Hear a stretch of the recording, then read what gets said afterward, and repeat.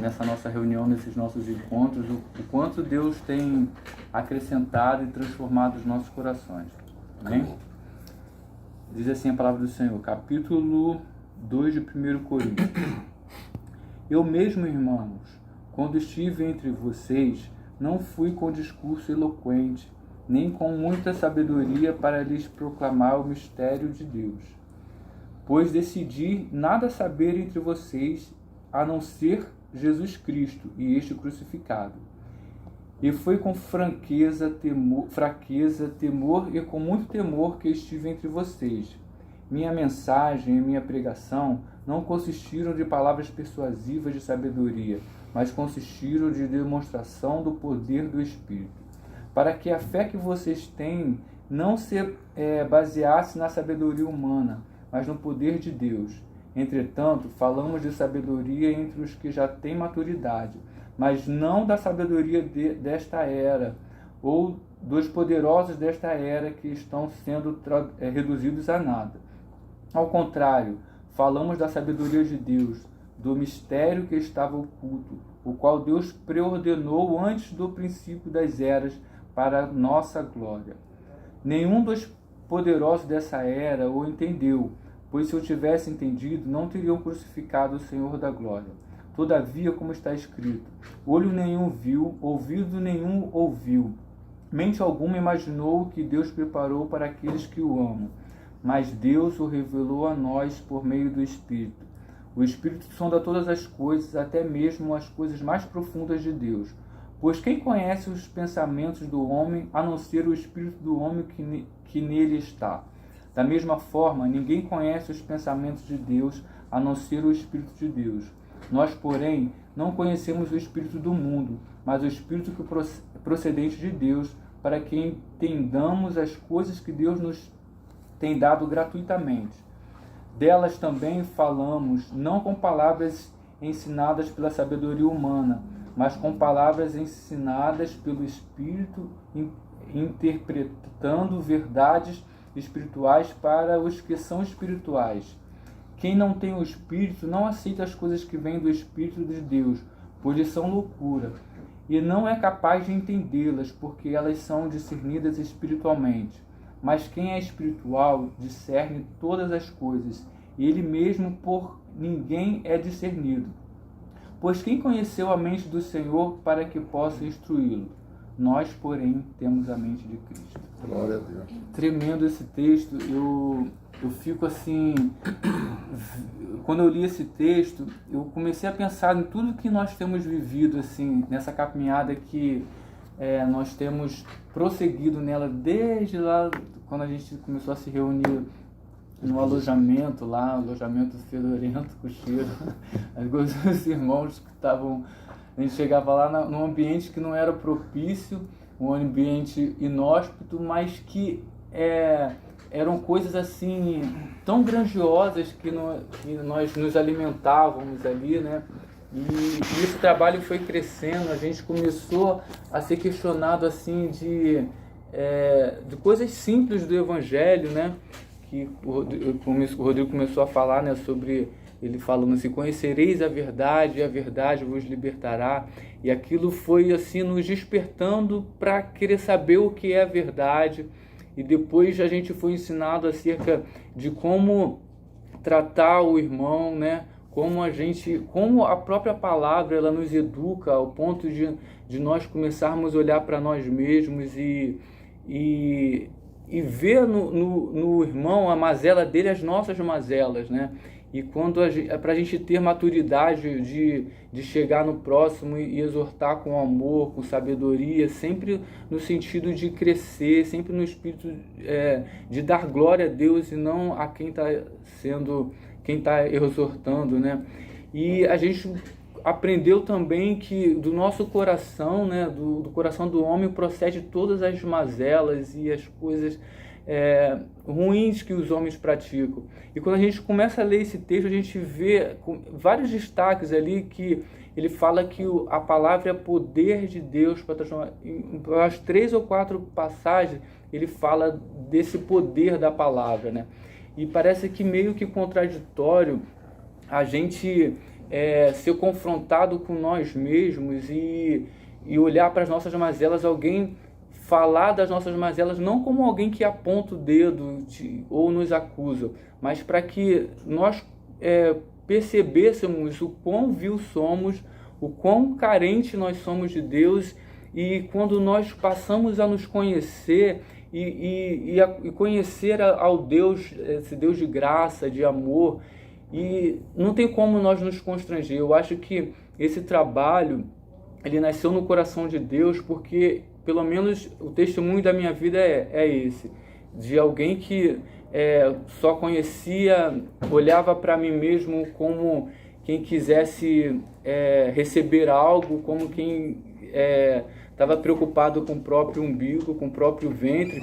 E quando eu fui confrontado, eu fui estimulado para olhar para mim e não olhar méritos, mas justamente os deméritos.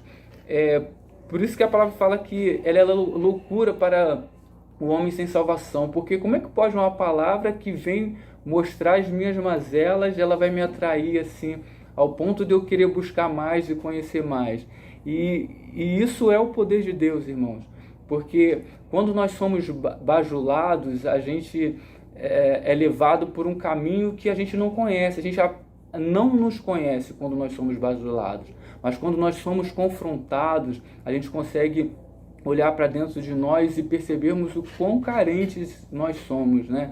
O quão frágeis nós somos, e aprendemos a olhar o outro também com um olhar de misericórdia, porque a gente começa a enxergar no próximo aquilo, tudo de mazela que há em nós, e a gente está chegando num estágio assim, eu percebo assim que Deus tem tratado a gente de uma maneira tão assim especial, porque Ele está nos dando essa oportunidade de nós crescermos, né, no conhecimento da palavra. Se a gente for parar para pensar o quanto nós evoluímos no conhecimento de Deus e nosso, sobretudo sobre nós mesmos, é uma bênção maravilhosa, né?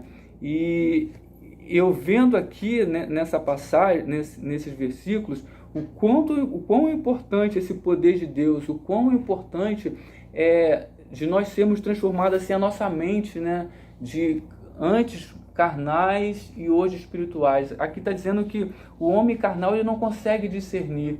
Eu creio que Deus ele tem assim preparado assim cada um de nós para que nós chegássemos a um conhecimento, assim, uma evolução espiritual, para a gente entender as coisas de Deus.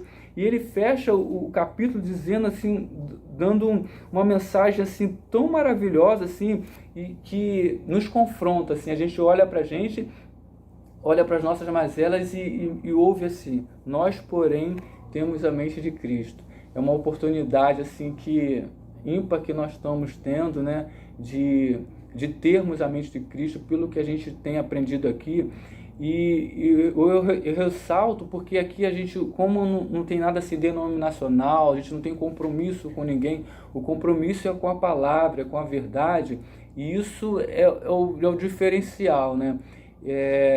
Eu queria assim que cada um de nós pudéssemos perceber a importância disso, o quanto assim Deus tem nos transformado de pessoas carnais que não conseguem enxergar um palmo na nossa frente, não consegue ser exortado, não consegue ouvir uma exortação, não consegue ser disciplinado, e a partir do momento que nós somos transformados, que a palavra vem nos limpar, vem nos libertar, nós somos transformados de pessoas carnais para pessoas espirituais. Só que não basta a gente ter o conhecimento, né? Não basta a gente só saber. Eu creio que Deus ele é perfeito em tudo, né? Ele é muito pedagogo, né? Como diz que o próprio Evangelho ele nos educa, né? Ele educa nesse sentido.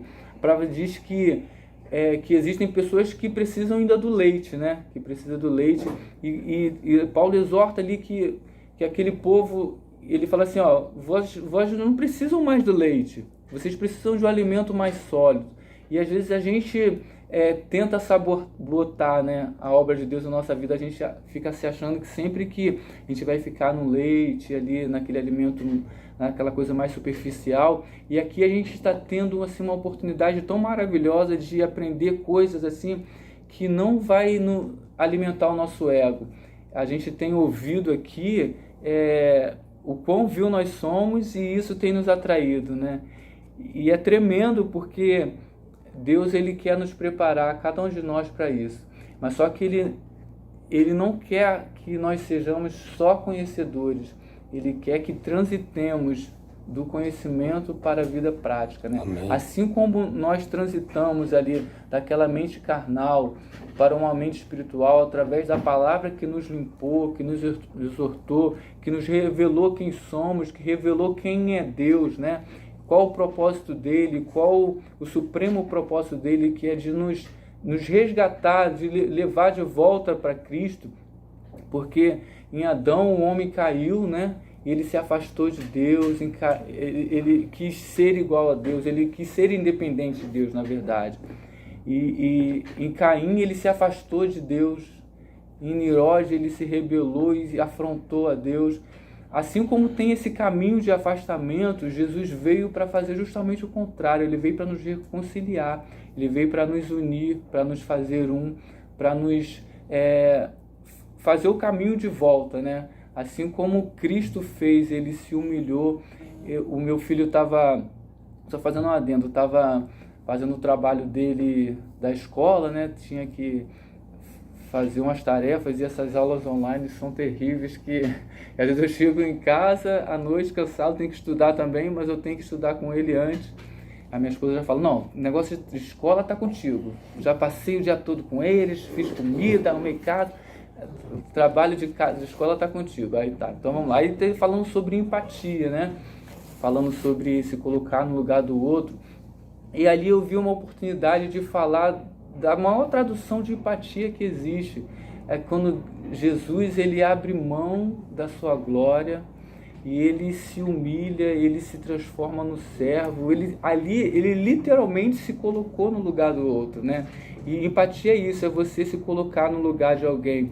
E o maior exemplo de empatia que existe, para mim, é esse, de alguém que abriu mão de ser igual a Deus, não usurpou do direito de ser igual a Deus. Ele se humilhou, assumiu a forma de servo e morreu na cruz por nós. E transitar do conhecimento para a prática é ter empatia, é a gente imitar a Cristo, é ver o exemplo dele de se humilhar, de ser igual ao outro, de olhar no outro com misericórdia.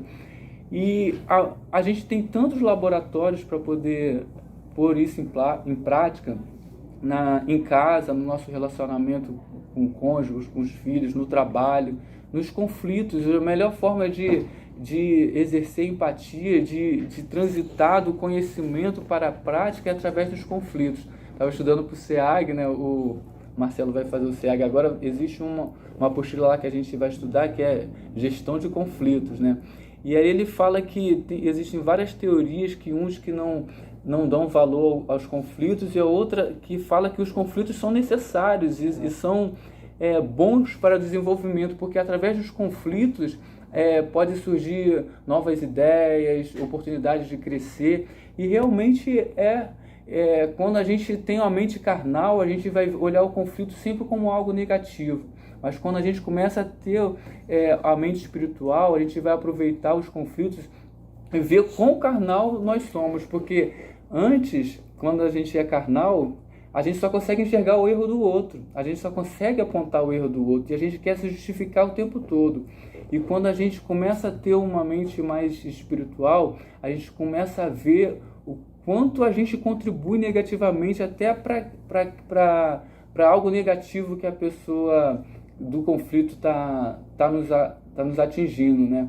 E isso só através de Cristo, só através do conhecimento, e praticar isso é só através de a gente abrir mão do que nós somos, abrir mão da glória, abrir mão de ser reconhecido, abrir mão dos nossos direitos muitas das vezes, para sermos imitadores de Cristo, para que nós possamos ser iguais a eles, para que nós possamos fazer parte dos planos de Deus, né?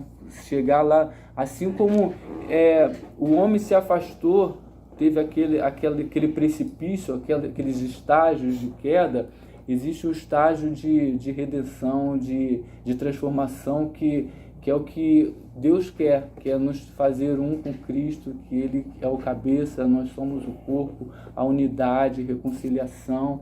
E como eu vou me reconciliar com meu irmão se eu me julgo superior a ele? Como eu vou me reconciliar com alguém, ser um com alguém, se eu olho para ele por cima? Como eu vejo, se eu vejo como alguém de segunda categoria? Se eu não conseguir me enxergar e ver minhas mazelas e ver nele ali a necessidade e olhar com misericórdia, com amor, com que o Cristo nos amou, nós não vamos ser parecidos com Cristo, nós não vamos conseguir exercitar. Que possamos, assim,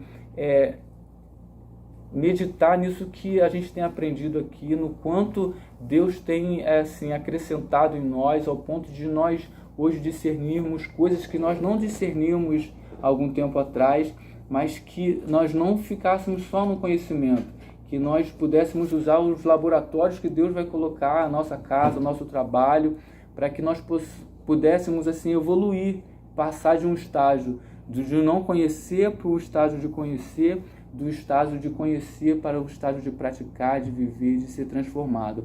Eu vendo assim algumas coisas que aconteceram na sessão, eu comecei a ver o quanto arrogante eu sou. E eu não consegui enxergar isso, né?